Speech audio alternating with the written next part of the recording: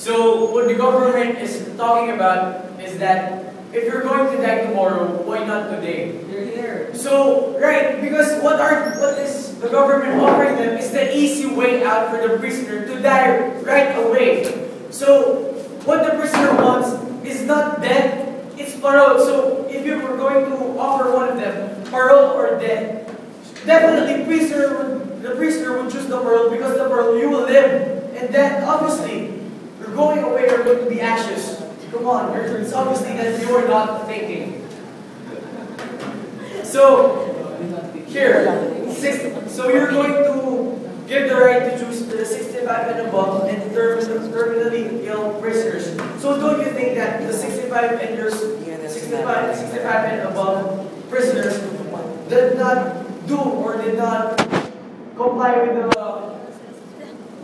with the punishment that the government has given? So with that, the 65 and above should have the right to live outside, or they should really have the parole if they have a good conduct. So, and if you're terminally ill, you don't want just to die right away. And if you have 6 months of pain, you want that 6 months to be with your family, because that's the only time where you can spend your time with your family. You don't want to die right away not talking to them.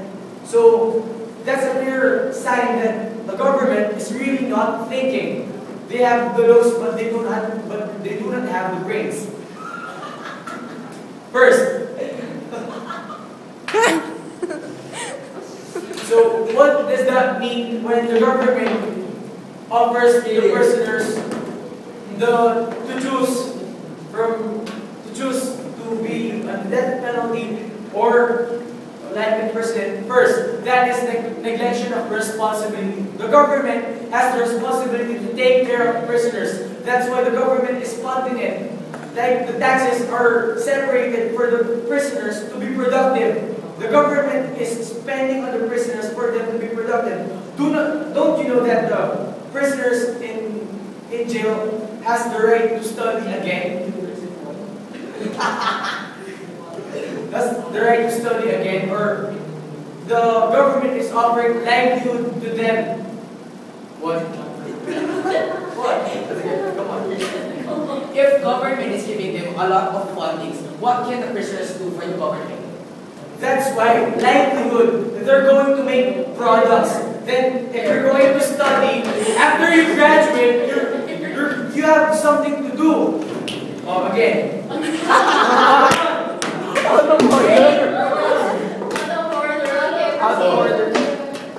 So again,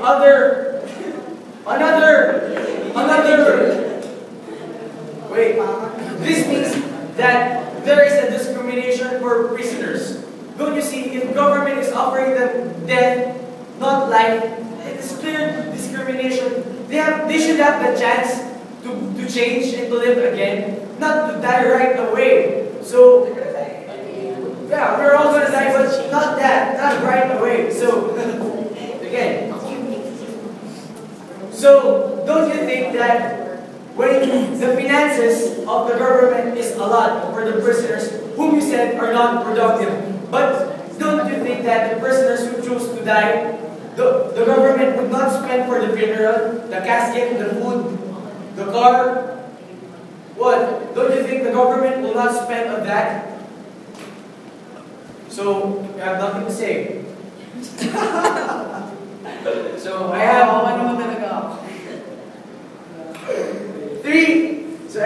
three main points why we should win.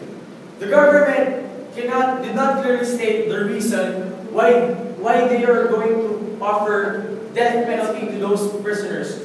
Why? Because it's clear that the prisoners want to live. We all want to live. If you want to die, go, die. Don't hold others with you. So, second, responsibility. It's a clear sign of the neglection of responsibility of the government, because the government is the one responsible to take care of these prisoners. Remember, prisoners are humans too. They're not animals. And third, the restriction on the justice system. So don't you know that there is a process that took place before they entered the jail? So after the process, the punishment was given. So if you're you're going to give a choice to the prisoner, why just not ask the prisoner right away? It's just a waste of money and time if you're going to make the process and then ask the prisoner at the end of the day, right? So why not just